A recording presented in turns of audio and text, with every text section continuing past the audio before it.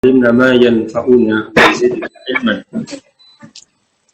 Tentu yang pertama, mari kita senantiasa bersyukur dan memuji kepada Allah atas segala nikmat yang diberikan kepada kita, kesehatan, nikmat kesehatan dan nikmat iman. Tentu saya secara khusus sangat bersyukur kepada Allah Subhanahu Wa Taala dapat bersua dengan bapak-bapak sekalian, saudara-saudara kita Muslim Indonesia yang ada di Australia. Ini adalah kenikmatan yang tidak disangka-sangka dapat bersua dengan bapak-bapak sekalian dan akan berbahagia. Saya pribadi mengapresiasi yang menginisiasi program kegiatan keilmuan seperti ini, yang walaupun dengan jarak jauh kita bisa berkomunikasi dan bertukar pikiran dalam kebajikan, dalam manfaat.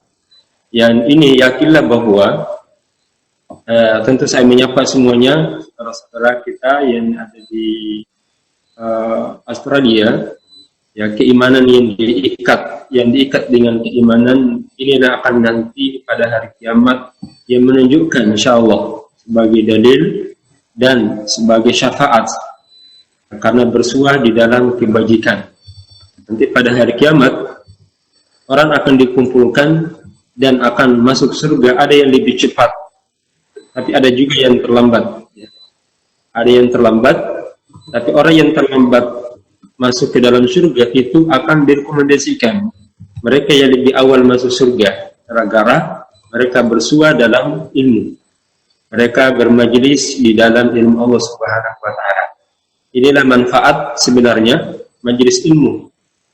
Minimal itu akan saling mengingatkan, dan kemudian kedua saling merekomendasikan nanti di hadapan Allah. Allah, berikanlah kebajikan orang yang pernah kami duduk bersama dalam majelis ilmu. Nah, ini salah satu kelebihan. Kemudian kedua, saya mengapresiasi kepada serta kajian online. Ini berarti kita telah berada pada jalan menuju surga. Jalan menuju surga di mana Allah Subhanahu Wa Taala memudahkan itu. Man salaka tariqan yaltamisu fi ilman sahhalallahu bihi tariqan ila jannah. Siapa yang menempuh suatu perjalanan menuntut ilmu, maka Allah akan mudahkan jalan menuju surga. Ini berarti bahwa kita telah berada dalam taman-taman menuju surga, insyaallah.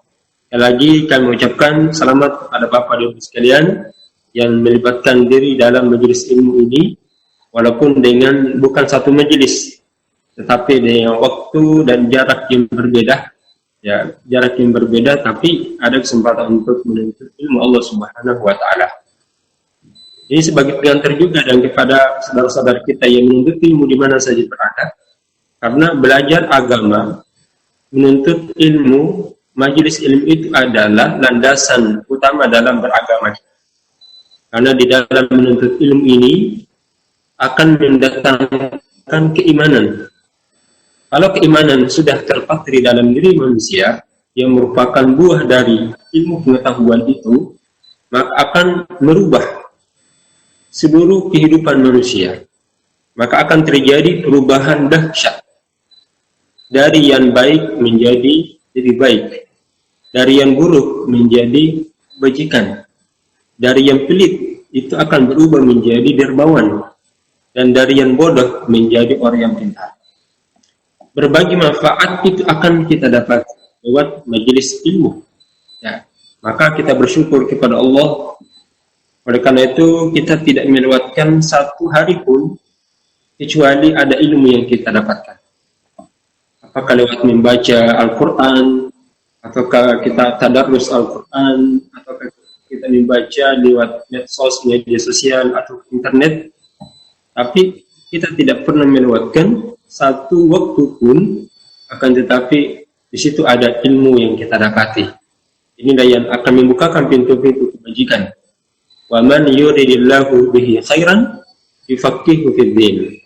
Jadi siapa yang Allah inginkan baginya suatu kebajikan, Allah akan pahamkan dalam agama. Namun ilmu yang akan membukakan segala kebajikan itu adalah ilmu yang mengantarkan kita kepada Allah. Berarti bagi Bapak dan Ibu sekalian, saudara-saudara sekalian yang berada di Australia, ya, apapun ilmu yang kita tuntut, ilmu apapun itu yang selama dapat mengantarkan diri kita kepada Allah, dapat dekat dengan Allah, dan kita bisa mengenal Allah, inilah yang akan nanti mengangkat derajat kita. Inilah yang akan membukakan berbagai kebajikan. Itu Nabi SAW pernah bersabda, "Wa man yuridillahu bihi khairan yufaqqihhu fid-din." Siapa yang Allah inginkan baginya kebajikan, Allah akan pahamkan dalam agama. Ini merupakan sebenarnya motivasi dari Nabi Muhammad SAW. Bahkan keberadaan Bapak dan Ibu sekalian jauh daripada keluarga itu sangat luar biasa. Nabi SAW pernah menyatakan, "Man kharaja min baitihi," jadi siapa yang keluar dari rumahnya, "liu'allima," untuk mengajarkan, "aw liyata'allama," ataukah dia untuk mencari ilmu, "kana lahu ajri mislu hajjatin," ataukah umrah, maka ia akan memperoleh pahala seperti pahala umrah. Ini hadis diriwayatkan dan dinyatakan sahih oleh Syekh Albani, bahwa keluarnya dari kita, dari rumah, apakah itu untuk belajar ataukah memberikan pelajaran kepada yang lain, itu tercatat baginya seperti pahala haji yang sempurna. Saat ini kita tidak bisa sekarang berhaji atau umrah karena kondisi COVID-19, tapi dengan niat untuk keluar dari rumah untuk belajar, apalagi walaupun sekarang tidak bisa keluar dari rumah, kita harus stay at home, tapi mengeluarkan diri kita untuk masuk ke suatu majelis ilmu, maka Nabi menyatakan itu dia akan mendapatkan pahala seperti pahala umrah. Masya Allah, luar biasa. Bahkan ia dianggap orang yang berada di jalan Allah Subhanahu wa Ta'ala.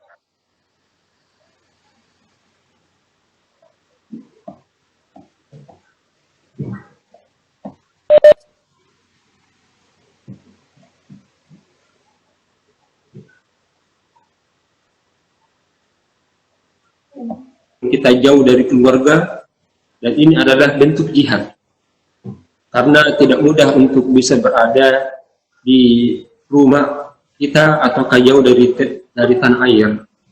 Fitrah manusia memang menyukai, mencintai negerinya.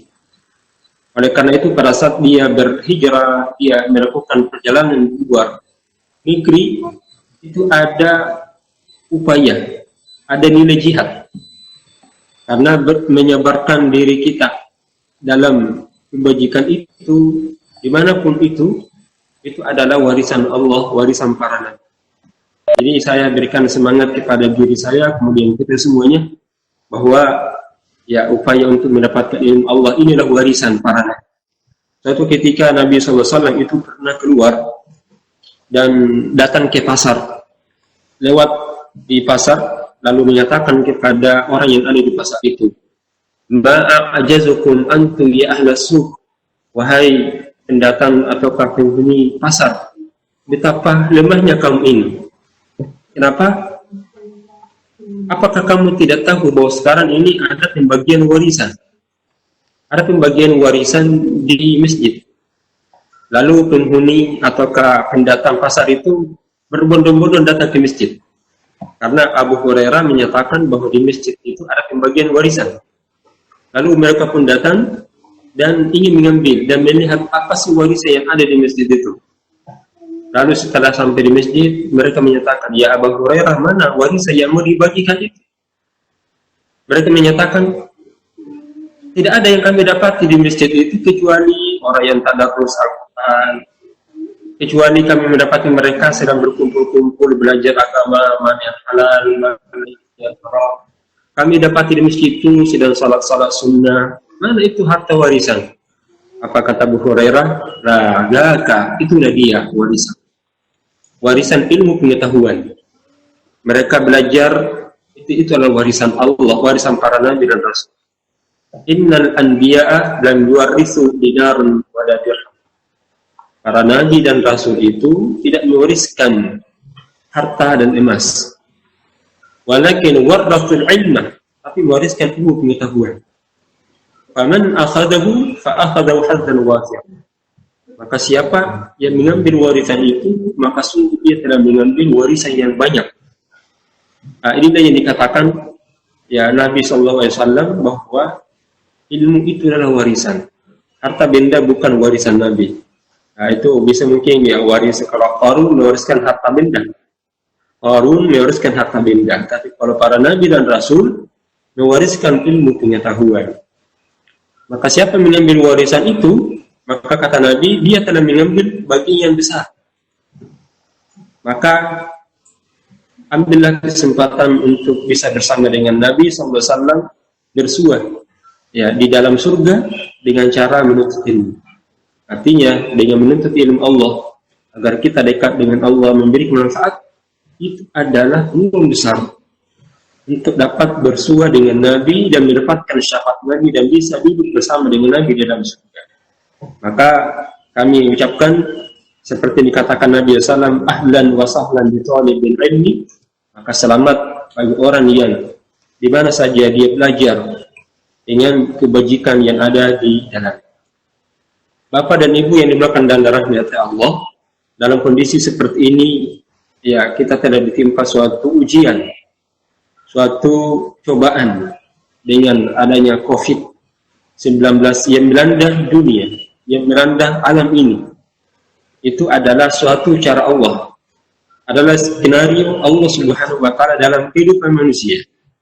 Sebenarnya adalah bagaimana manusia itu tahu akan dirinya. Yang ini dibutuhkan ilmu, mencermati kehidupan diri manusia atas segala ketetapan Allah di muka bumi ini. Itu butuh ilmu, karena ilmu inilah yang mampu memposisi diri kita sebagai hamba Allah. Apa sih rahasia dan hakikat kehidupan manusia itu?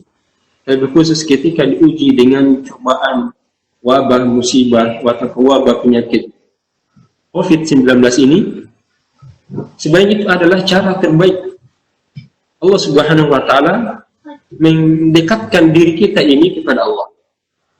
Nabi Allah Subhanahu wa Ta'ala berfirman dalam Al-Quran, A'udzu billahi minasyaitonir rajim. Kullu nafsin dha'iqatul maut wa nabluukum bisyarri wal khairi fitnatan wa ilaina turja'un. Allah Subhanahu wa Ta'ala berfirman, sungguh setiap manusia yang berjiwa, manusia itu pasti akan merasakan kematian. Dia akan meninggal. Wa nabluukum bisyarri wal khair.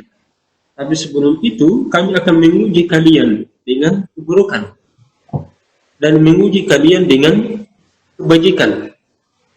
Fitnatan, suatu cobaan yang benar-benar dicoba oleh Allah.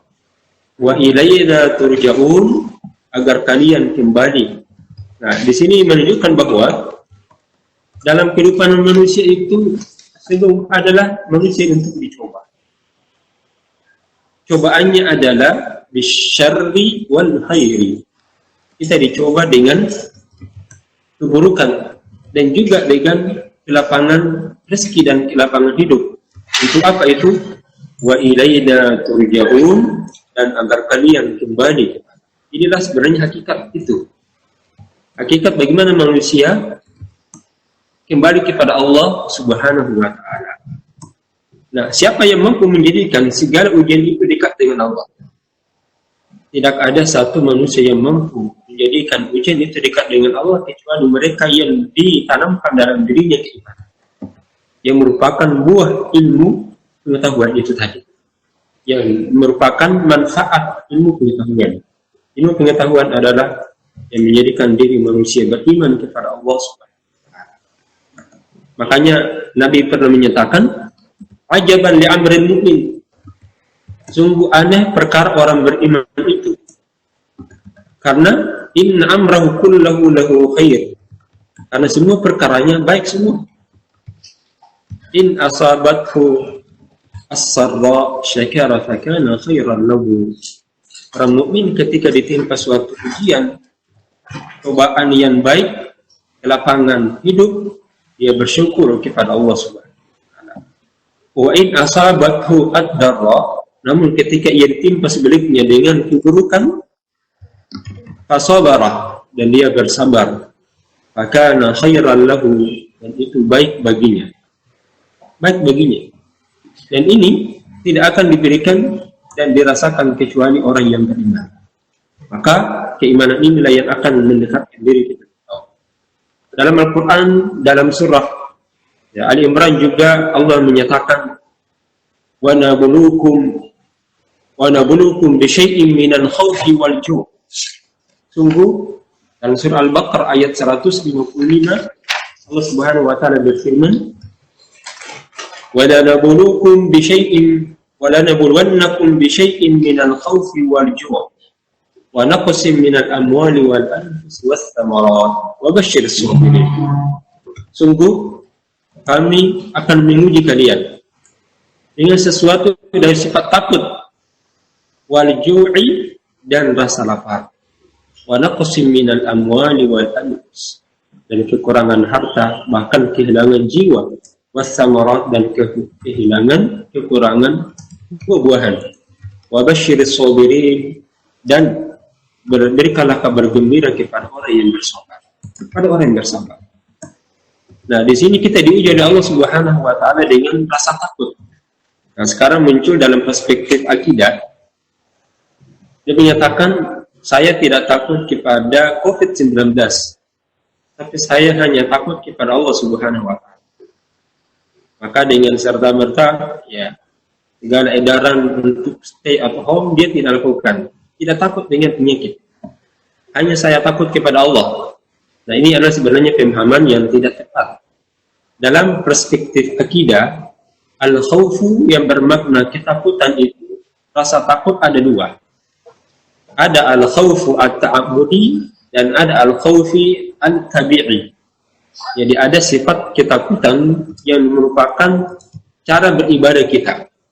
Dengan menundukkan diri di hadapan Allah, menundukkan diri dan merasakan rendah di hadapan Allah, takut kepada Allah dan siksaannya, dan ini itu yang diperuntukkan kepada Allah, tidak boleh yang lain. Suatu sifat yang ada dalam diri manusia, rasa takut yang menghadirkan rasa rendah diri di hadapan Allah dan mengagungkan di hadapan Allah Subhanahu wa taala. Dan ini tidak boleh kecuali hanya Allah. Tapi ada yang namanya al-khawf tabi'i. Ada sifat rasa takut secara fitrah manusia. Misalnya takut jatuh dari gunung ataukah dari bangunan. Ketika didorong ada rasa takut dalam dirinya. Itu namanya fitrah tabi'i. Takut ketika berada di hadapan macan atau singa, takut diterkam.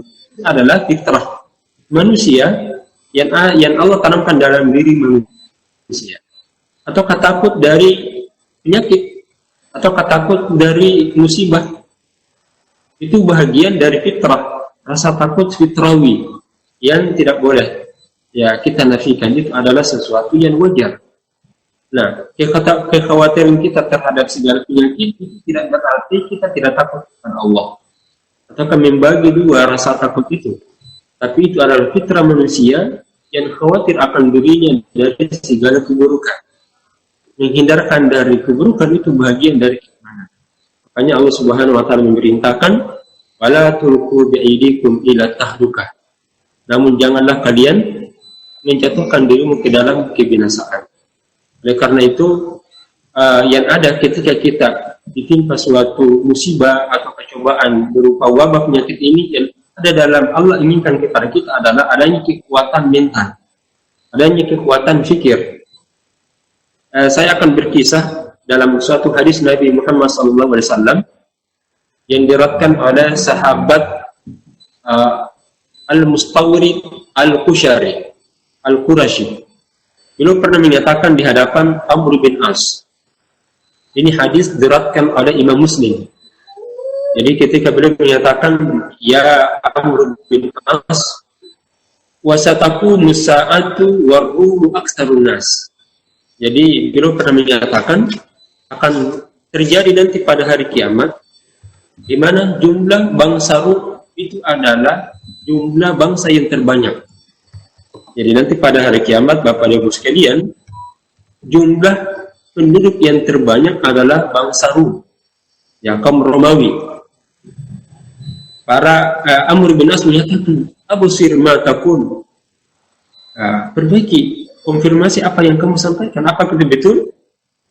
Maka Al-Mustawrid menyatakan,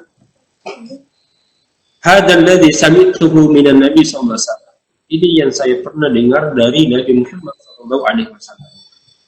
Saya mendengar ini dari langsung bahwa Nabi SAW menyatakan bahwa nanti pada hari kiamat, ketika hari kiamat terjadi, jumlah bangsa yang terbanyak adalah bangsa Romawi. Sahabat itu menyatakan, saya dengar dari Nabi SAW. Apa kata Amr bin As? La in qulta dzalik, kalau memang demikian, apa yang kamu dengar dari Nabi Muhammad SAW, sungguh dalam diri bangsa Romawi itu ada kelebihan. Inna fihim la khaslatan arba'an. Dalam pribadi masyarakat bangsa Romawi itu ada 4 kelebihannya. Sehingga bangsa Romawi itu disebutkan dalam Al-Quran. Sehingga salah satu nama Al-Quran itu namanya Suratul Rum. Surah Ar-Rum dalam ayat dalam Al-Quran. Kenapa Allah menyebutkan bangsa Romawi di dalam Al-Quran? Karena mereka memiliki sifat, walaupun ada keburukannya, tapi sifat kebajikannya itu ada. Kata Amr bin As, ada 4. Yang pertama kata beliau, innahum la ahlamun nasi 'inda fitnati. Bangsa Romawi itu adalah masyarakat yang paling tenang ketika menghadapi musibah dan cobaan dan fitnah. Di bangsa Romawi ketika dicoba menghadapi fitnah, menghadapi musibah, mereka adalah bangsa dan masyarakat yang cukup tenang, tidak panik. Yang kedua kata beliau, asra'uhum ifaqatan ba'da musibah. Bangsa Romawi itu adalah bangsa yang cepat bangkit ketika ditimpa musibah. Ketika selesai musibah itu, mereka cepat bangkit, melakukan perbajikan. Yang ketiga kata sahabat, wa ausyakuhum karratan ba'da faqratin. Bangsa Romawi ini adalah orang yang paling cepat menyerang ketika diserang. Jadi ausyakuhum karratan ba'da qarrah. Ada satu bangsa tidak cepat menyerah ketika diserang oleh bangsa yang lain, diserang mundur, mereka akan membalas serangan itu dengan cepat.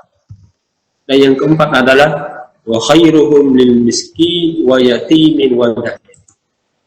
Bangsa Romawi itu memiliki kelebihan sangat-sangat baik sikapnya terhadap orang miskin, kepada anak yatim, piatu, dan orang-orang yang lemah. Jadi salah satu kelebihan bangsa Romawi adalah mereka sangat menyentuh orang miskin, sangat sayang dengan orang yang yatim dan orang-orang yang lemah di antara mereka.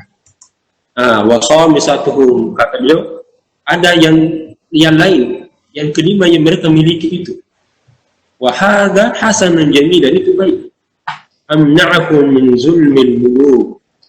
Masyarakat Romawi adalah masyarakat yang cepat melakukan perbajikan terhadap raja-raja yang diktator.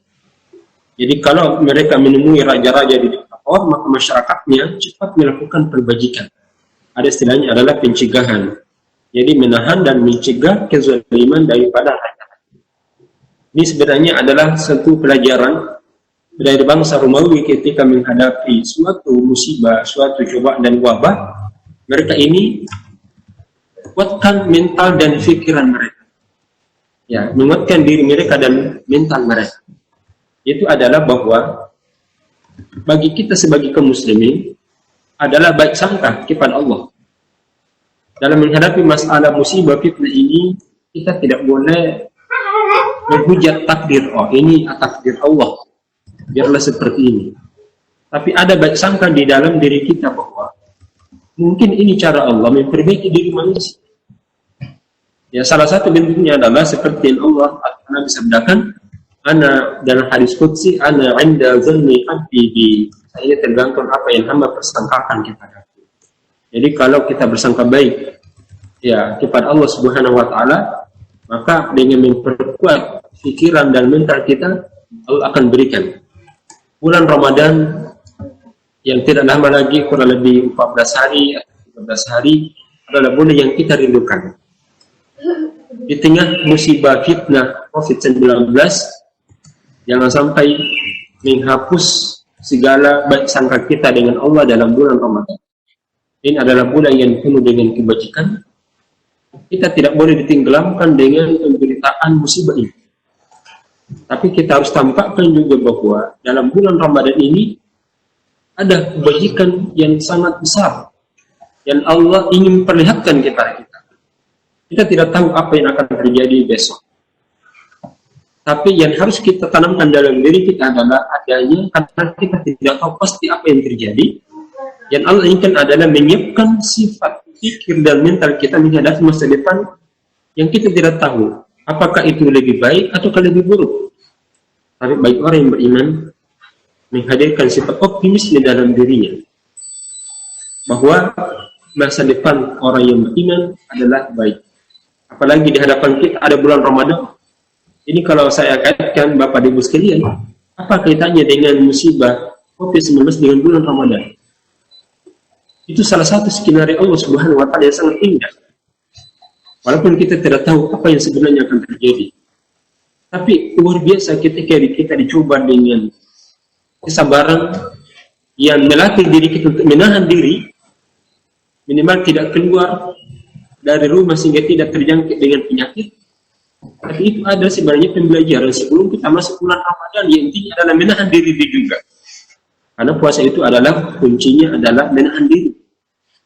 Kalau kita sudah terbiasa di luar Ramadan dengan ajaran cobaan COVID-19 itu, dari sesuatu yang halal atau yang mubah, kita mampu menahan diri kita. Keluar rumah kan boleh, ya, berkumpul-kumpul itu boleh, sesuatu yang mubah dibolehkan, tapi kita mampu menjaga diri kita karena kita khawatir adanya keburukan itu.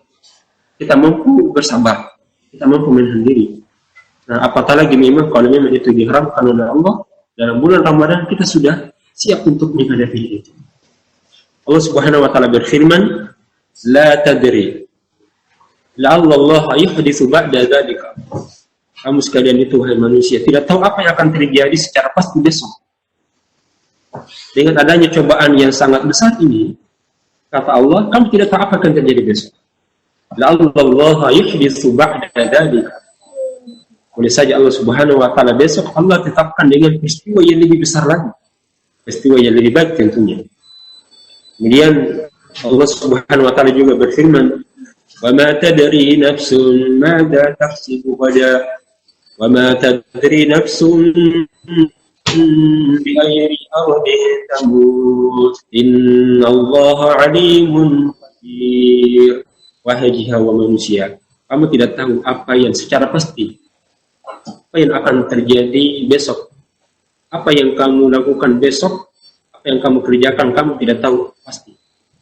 Wa ma tadri nafsun bi ayyi ardin tamut. Sungguh jiwa manusia tidak tahu di mana ia akan meninggal dunia. Innallaha alimun khabir.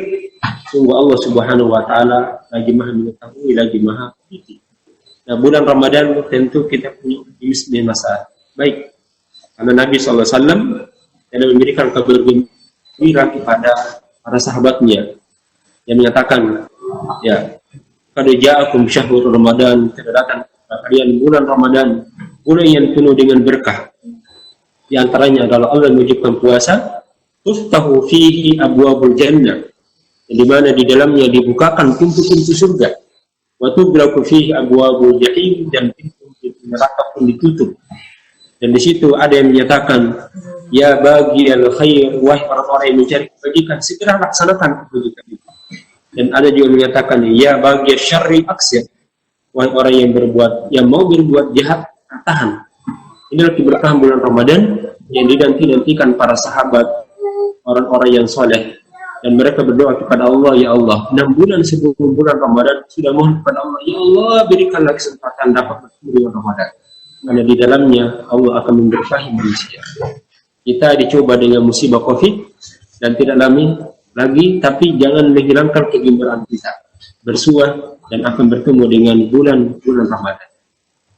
Saya kira Bapak dan Ibu sekalian, ini pengajian singkat yang bisa saya sampaikan, dan mungkin ada soal jawab pertanyaan yang berkaitan dengan itu, yang pada hakikatnya Allah Subhanahu wa Ta'ala menjadikan bumi ini, menakdirkan alam ini dengan skenario dan ketetapannya agar kita dekat dengan Allah. Allah minta sebenarnya dengan kejadian ini supaya kita menuntut ilmu terus, membuka betapa lemahnya manusia di hadapannya, betapa manusia tidak tahu banyak hal, sehingga membuka diri kita untuk terus belajar. Dengan adanya wabah penyakit, itu adalah tantangan dari Allah. Wahai manusia, belajar dengan kuat, belajar dengan keras. Karena banyak perkara kecil kamu tidak tahu, dan jangan kamu berbangga dengan dirimu, karena apa yang Allah berikan kepada kamu itu sangat kecil. Wa ma utitu minal ilmi illa qalila. Tidaklah kalian diberikan ilmu kecuali sangat kecil. Maka jangan menyombongkan diri kamu. Jadi kalau manusia-manusia yang rendah, manusia-manusia yang tawadhu, karena dengan kerendahan hati manusia, itulah yang akan meraih ilmu Allah. Ilmu Allah hanya diberikan kepada orang yang merendah. Seperti halnya ilmu air. Ilmu itu seperti air, dan air itu hanya mencari tempat-tempat yang rendah. Pada saat kita mampu merendahkan hati kita di hadapan Allah, maka Allah akan bukakan pintu-pintu ilmu, pintu-pintu ilmu Allah Subhanahu wa Ta'ala. Kemudian kedua, dengan adanya musibah ini tidak berarti bahwa cara ibadah kita, kemudian kualitas ibadah kita berubah. Hanya yang berbeda adalah caranya saja. Tapi pada hakikatnya yang biasanya kita ngaji bersama, kita sholat berjamaah, kita mendapatkan pahala. Tapi itu tidak berarti bahwa saat kita tidak datang ke masjid karena wabah penyakit, berkurang pahalanya. Tetap suatu amalan yang rutin kita laksanakan, kemudian kita berhenti melaksanakannya karena ada uzur, maka Allah akan tetap berikan pahala. Siapa yang suka sholat jamaah, kemudian dia terhalangi karena penyakit, terhalangi karena uzur, maka sungguh dia pun akan mendapatkan pahala sholat jamaah. Siapa yang suka berkumpul-kumpul baca Quran, kemudian terhalangi karena hujan, terhalangi karena sakit, terhalangi karena wabah penyakit, maka sebenarnya pahala baca Quran pun ia dapati, walaupun sebenarnya ia tidak pergi ke masjid atau mendatangi tempat-tempat yang dirinya berupa kajian-kajian. Demikian Bapak dan Ibu sekalian, ya, yang dapat kami sampaikan. Saya bersyukur dan bersuka dengan Bapak dan Ibu sekalian. Saya ucapkan terima kasih dapat diundang bersua, itu berarti saya bertambah saudara yang ada di sana. Jadi sekali lagi gembira sekali dapat bersua dan bertemu dengan Bapak Ibu sekalian dalam kebajikan. Semoga itu akan menjadi catatan nanti pada hari kiamat bahwa kita pernah bersua dalam kebajikan, sehingga saling mendoakan antara satu dan yang lain. Kembalikan kepada Pak Fitra. Ya, walau alam. Assalamualaikum.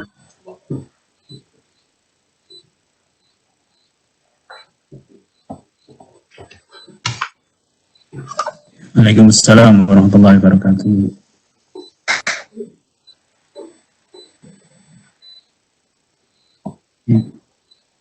Pak Aidir mungkin? Halo? Halo? Ya, silakan. Assalamualaikum. Oke, terima kasih banyak Ustaz Dr. Abbas Bacomiro yang telah memberikan pencerahan kepada kami tadi.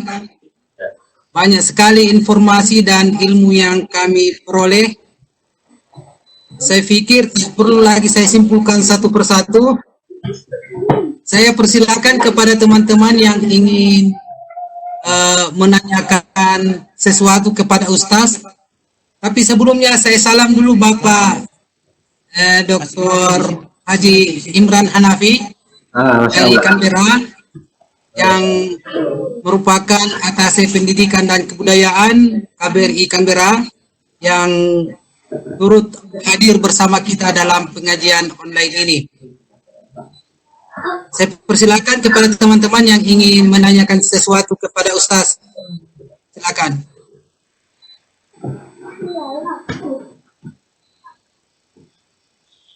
Pak Udin, ada yang mau ditanya Pak? Bagaimana? Ada pertanyaan? Pak Imran mungkin memberikan sambutan atau Kita tanya, diskusi dulu Pak, diskusi dulu. ya mengenai Ramadan, Pak. Seperti sebelum-sebelumnya itu Ramadan kan aktivitas di masjid ya, kita dianjurkan untuk memakmurkan masjid.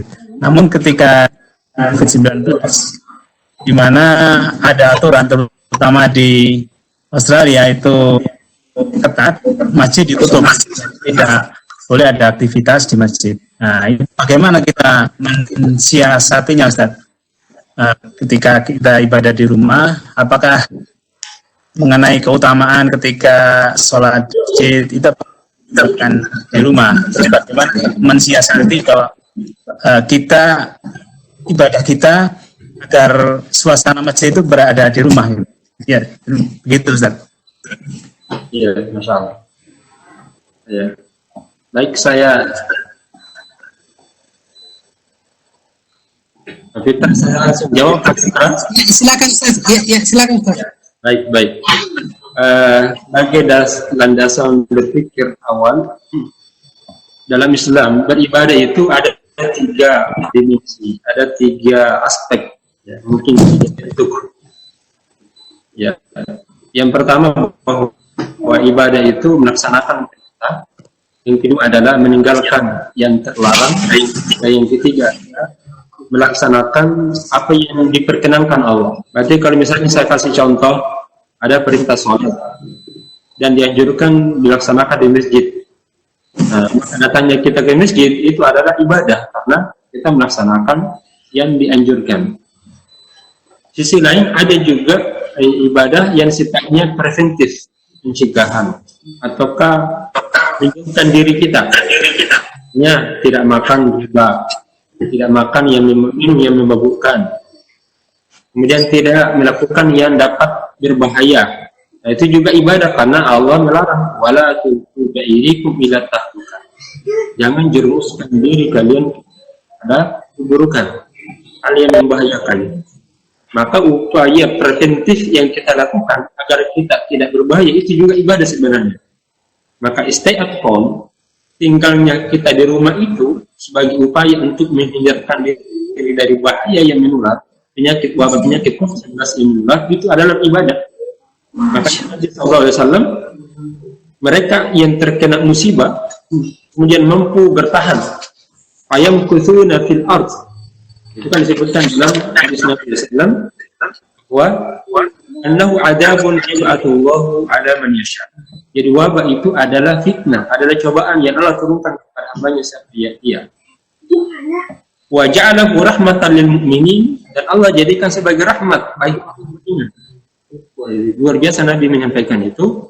Jadi ketika tertimpa musibah wabah, apa kata Nabi? Itu adalah cobaan bagi kalian, siksa bagi orang yang tidak beriman kepada Allah, tapi rahmat kepada orang beriman. Laisa min ahadin an yaqa'u qaul, tidaklah seseorang ketika terjadi wabah ayam kuthu fi baladi, dan dia diam di negerinya, dan dia diam di rumahnya. Ya, kalau saya silakan di rumah. Untuk apa itu? Supaya tidak terjangkit, tersebar penyakit-penyakit itu.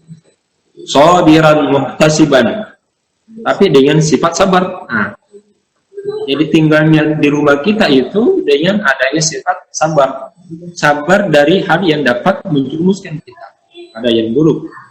Muhtasiban, nah, harus ada sifat dalam diri kita, ada harapan untuk masuk mendapatkan pahala. Jadi apa pahalanya di sini? Menghindarkan dari. Jadi ada niat untuk dapat kebaikan. Nah, ini penting. La yusibuhu illa ma kataballahu. Tapi harus ada keyakinan bahwa tidak ada yang dapat menimpa suatu keadaan pun, suatu musibah, kecuali apa yang Allah telah catat. Allah telah tetapkan. Nah, baginya ini kana lahu mislu ajr syahid, maka dia akan mendapatkan pahala mati, pahala syahid. Jadi kalau misalnya kita tidak yang biasanya kita mendapatkan pahala sholat jamaah 27 derajat, tapi karena ada halangan sehingga kita hanya dapat sholat jamaah di rumah, maka Bapak Ibu sekalian yakinkan, insya Allah kita pun akan mendapatkan pahala sholat jamaah 27 derajat. Kalau memang sholat jamaah adalah suatu amal rutin yang biasa kita lakukan, ini sudah sifat kita datang ke masjid, melaksanakan sholat jamaah, tiba-tiba kita sakit, lalu sholat di rumah. Para ulama menyatakan dia akan mendapatkan sholat jamaah walaupun dia sholat di rumahnya, karena terhalang oleh sakit. Nah, sekarang kita terhalang oleh wabah penyakit COVID-19, sehingga terhalang kita, sehingga ada penutupan masjid. Ada surat edaran untuk tidak melakukan upaya untuk berkumpul-kumpul, sehingga kita jalan di masjid. Akhirnya pun kita sholat di rumah, cara berjamaah.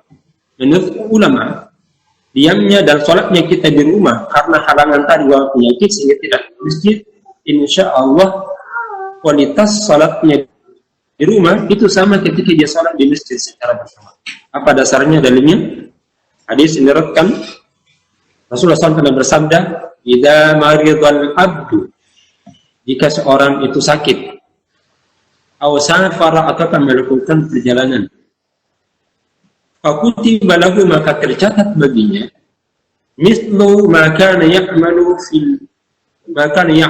muqiman sahihan. Itu seperti pahalanya ketika ia seperti melaksanakan amalan dalam keadaan mukim dan sehat. Jadi kalau misalnya dia sakit, gara-gara sakit dia tidak sholat jamaah, dia sholat di rumah, apa kata Nabi? Dia telah mendapatkan pahala seperti pahala orang yang sehat ketika dia datang. Samalah mungkin kalau kita ini biasanya sholat jamaah kemudian terhalang oleh wabah penyakit atau COVID-19 sehingga kita banyak dituntut untuk banyak ibadah di rumah. Yakin kalau Bapak dan Ibu sekalian, segala aktivitas kita yang kita laksanakan di rumah itu sebenarnya sama kalau kita laksanakan di luar rumah. Kalau di luar rumah itu sesuatu yang sudah menjadi rutinitas. Inilah agama Islam itu sangat mudah sekali. Ad-dinu yusrun, agama itu mudah. Kalau ada dua perkara, biasanya Nabi itu mengambil dia lebih mudah, tidak mengambil dia lebih sulit. Kalau sholat jamaah menyulitkan kita, bisa memberatkan karena berkumpul dengan penyakit, dan di rumah kan itu boleh, maka itu pun Nabi mengambil. Makanya kenapa sholat Jumat boleh kita tidak laksanakan di rumah saja? Apakah kita kehilangan sholat, utama sholat jamaah, sholat Jumat? Sholat duhurnya kita di rumah sebagai pengganti sholat Jumat di masjid, itu sama pahalanya. Karena kita terhalang oleh wabah penyakit itu. Ataukah sebenarnya dengan uzur syar'i. Ya demikian Bapak, Ibu sekalian, ya jangan mungkin mengurangi antusias kita, walaupun kita tidak di rumah, insya Allah dengan kesabaran dan mendapatkan ingin mendapatkan pahala itu kita dinilai oleh Allah seperti biasa. Ya, terima kasih. Ya, terima kasih banyak Ustaz atas penjelasannya. Alhamdulillah kita telah mendengarkan sama-sama penjelasan dari Ustaz bahwa dalam suasana wabah ini ibadah yang kita laksanakan itu pada intinya adalah sama dengan kalau kita salat berjamaah di masjid. Insyaallah. Barangkali masih ada teman yang ingin bertanya? Saya kira karena waktu kita juga sangat sudah cukup ini. Terima kasih banyak Ustaz Abbas atas kesediaannya untuk menyampaikan ceramah agama pada kesempatan ini. Seterusnya saya persilakan Bapak Pak Imran Hanafi. Halo Pak, untuk memberikan sambutan atau pesan-pesan kepada kami di Wollongong dalam kesempatan ini. Pak Imran, silakan Pak Ustaz.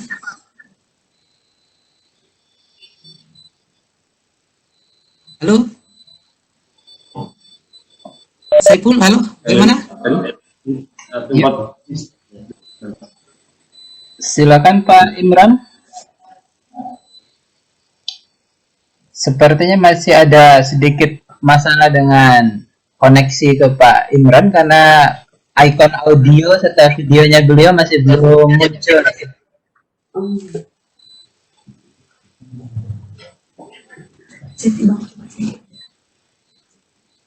Halo? Oke, sambil menunggu para pelanggai Pak Imran, saya ingin ada satu pertanyaan ini, Ustaz, dari saya ini. Apakah memungkinkan kita mau salat tarawih ini bersama dilakukan secara online juga? Bagaimana itu, Ustaz? Ada pendapat kita? Silakan, Ustaz. Ini pertanyaan yang sangat ringan. Ya, Ya, baik. Sungguh agama itu agama mudah, tapi jangan dipermudah-mudah ya. ya, Jangan dimudah-mudahkan. Dalam syariat kita bahwa sholat jamaah tarawih bukan buat dilaksanakan secara jamaah di masjid ataukah secara sendirian di rumah.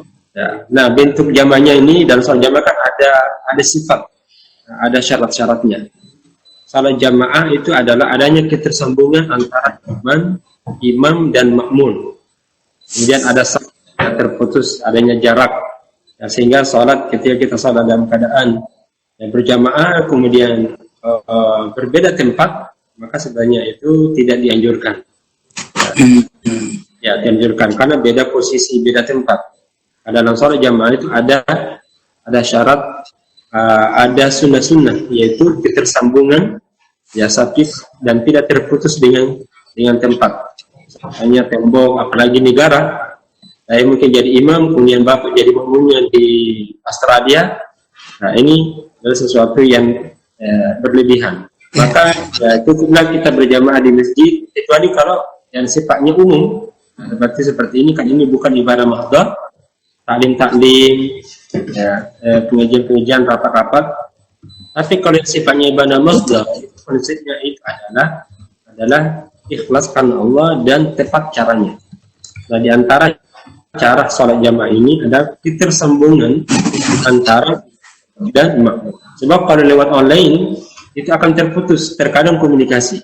Apakah terputus jaringannya ataukah terputus jaringan putus. Ini kan bermasalah. Seperti sekarang kita dengan Pak atasnya tidak tersambung, maka bermasalah. Maka jamaah pun itu akan seperti itu juga. Jangan sampai kita menyatakan Allahu Akbar, dia sudah Assalamualaikum warahmatullahi wabarakatuh.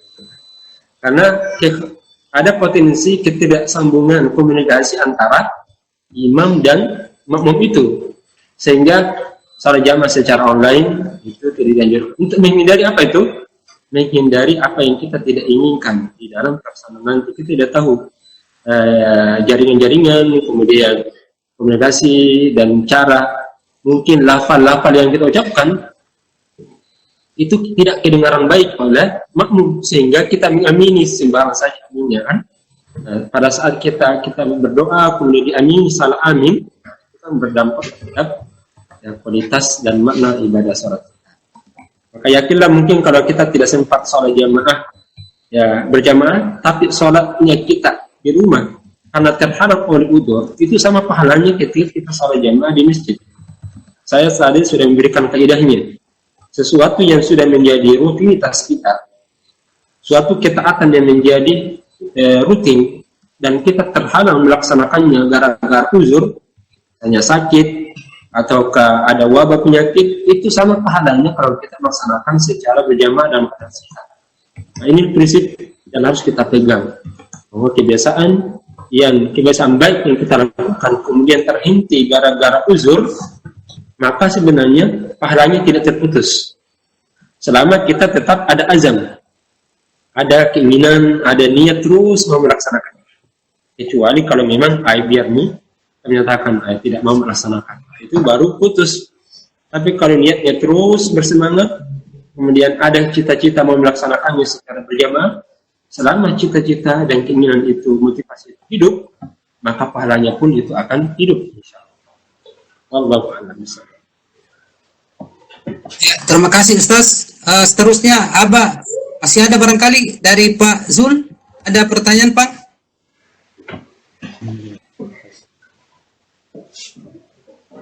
Halo. Ya, halo. Ya. Assalamualaikum Pak Abbas. Ustaz Abbas. Iya. Iya. Ya, ini saya dapat kabar bahwa ada suatu masjid yang melaksanakan sholat, tapi berjarak 1,5 meter. Itu dalam fikih gimana, Ustaz ya? Apakah diperbolehkan seperti itu atau bagaimana? Ya, baik. Terima kasih pertanyaannya Pak Zulkarnain. Ya, alhamdulillah saya bersyukur dapat Bapak. Kaidah, mungkin saya akan mengangkat dulu kaidah. Suatu kaidah fikih dalam hukum Islam, la yunkaru bitaghayyuril ahkami bitaghayyuril ahwal wal azmina wal amkin. Jadi hukum itu dapat berubah karena adanya perubahan kondisi dan keadaan. Jadi ini hukum itu. Jadi hukum itu dapat berubah diakibatkan kondisi yang berbeda dan tempat yang berbeda. Salat jamaah, salah satu persyaratannya itu adalah diluruskan dan dirapatkan. Inilah kaidah dasar bahwa lurus dan rapat. Tapi ini dapat berubah, dibolehkan tidak rapat karena ada uzur. Itu ada keadaan yang tidak memungkinkan. Di antaranya itu adalah adanya potensi penularan pada saat kita sholat jamaah. Mungkin ada potensi menular pada saat kita berdekatan. Misalnya kalau rapat, maka potensi penularannya itu besar ataukah sangat besar, tinggi dan sangat tinggi. Maka di sini tidak dianjurkan dirapatkan. Kenapa boleh itu? Karena ada mudarat yang ditimbulkan akibat bersentuhan fisik atau terdekat. Ini yang diistilahkan dalam kaidah fikih bahwa darul mafasid muqaddam ala jalbil masalih. Menghindarkan yang membahayakan itu terkadang lebih diutamakan daripada hal yang dapat mendatangkan manfaat. Merapatkan saf itu baik, tapi mendekatkan fisik kita itu ada buruknya, ada keburukan. Nah, keburukannya ini mengancam jiwa kita. Maka kalau itu berarti kemudaratannya lebih besar daripada manfaatnya.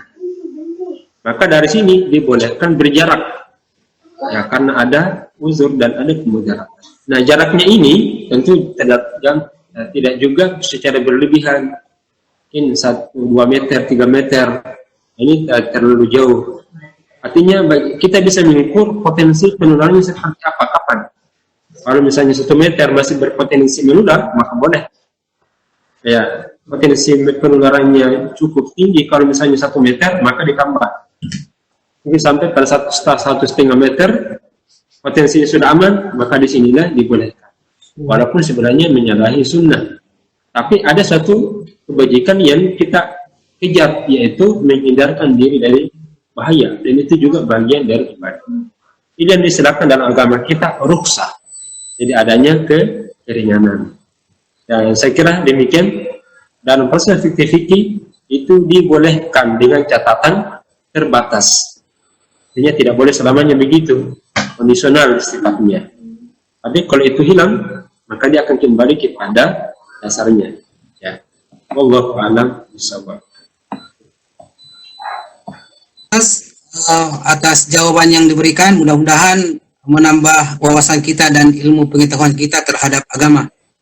Seterusnya saya kembalikan ke Pak Heranuddin sebagai Ketua JPI untuk meneruskan acara kita ini. Silakan Pak. Udin. Pak Imran belum bisa bergabung ya? Informasi terakhir sepertinya masih ada masalah dengan audionya Pak Idin. Oke, berarti kita cukupkan mungkin ya. Ya, terima kasih Ustaz atas tausiah yang diberikan. Jazakallahu khairan katsira. Semoga kami di Pulau Lombong bisa memaknai Ramadan ke depan dengan baik. Artinya tidak kalah dengan Ramadan sebelumnya, bahkan mungkin bisa lebih dari Ramadan sebelumnya. Amin. Insyaallah. Amin. Amin. Insyaallah. Jazakallah khairan katsira. Mohon maaf apabila ada kekurangan ataupun kesalahan dari kami warga jemaah pengajian Jurawara Bolongo. Semoga ke depan ada kesempatan lagi bersuara, insyaallah. Baik, aman. Ya, mungkin itu yang bisa kami sampaikan atas nama JPI. Mungkin Pak Saiful saya kembalikan. Bos. Ya, terima kasih Pak Udin. Silakan Pak Hidir, mungkin ada penutup selaku MC. Saya sudah kembalikan ke Pak Imran Pantai. Pak Udin. Gimana? Ya, kalau tidak ada kita tutup kembali. Ya, Ya, kita tutup pengajian sekaligus tausiah ini dari Ustadz Abbas dengan istighfar 3 kali dan kita baca doa penutup majelis. Astagfirullahaladzim. Subhanakallahumma wa bihamdika asyhadu an la ilaha illa anta. Jazakumullah khairan semuanya. Ya, terima kasih. Terima kasih semuanya. Terima kasih Ustaz. ya. Baik, terima kasih semuanya. Alhamdulillah acara tadarus pekanan sekaligus siraman rohani dari Ustadz Abbas jauh-jauh dari Makassar sudah kita laksanakan. Sekarang sudah tidak formal acaranya. Bagi yang masih ingin berbincang-bincang dipersilahkan, dan bagi yang mungkin akan melanjutkan kegiatan pada hari ini walaupun hanya di seputaran rumahnya juga dipersilahkan. Selaku host kami sudah mencoba untuk merecord meeting kita pada hari ini, akan tetapi kami belum bisa menjanjikan kualitasnya karena baru uji coba. Mudah-mudahan ada yang record. Ya, sekali lagi terima kasih Ustadz Dr. Abbas Bacomiko. Terima kasih juga Pak Imran Hanafi yang kami tahu meskipun suaranya tidak terdengar, gambarnya tidak terlihat, tapi memantau kita, mendoakan kita, dan senantiasa memberikan kepada kita. Apabila sudah tidak ada hal-hal yang ingin disampaikan, ya kami akan tutup meeting kita pada kesempatan ini. Menyampaikan sesuatu, taklim. Saya kira sudah aja. Oke, baik. Sekali lagi terima kasih untuk Sampai minggu semuanya. depan ya. Ya. Insya Allah sebelum Ramadan masih ada 1 kali jadwal tadarus pekanan kita untuk minggu depan, dan Ya, insya Allah. disesuaikan pada hari ini. Dan untuk bulan Ramadan nanti kami masih menunggu arahan petunjuk dari ketua dan jajaran pengurus lain terkait acara tadarus kita. Baik, terima kasih. Selamat beraktivitas semuanya. Semoga kita semua sehat. Disampaikan Allah Subhanahu wa taala ke bulan Ramadan yang akan datang. Jazakumullah khairan katsiran semuanya. Assalamualaikum warahmatullahi wabarakatuh. Waalaikumsalam. Waalaikumsalam warahmatullahi wabarakatuh. Ini tengok ke bawah.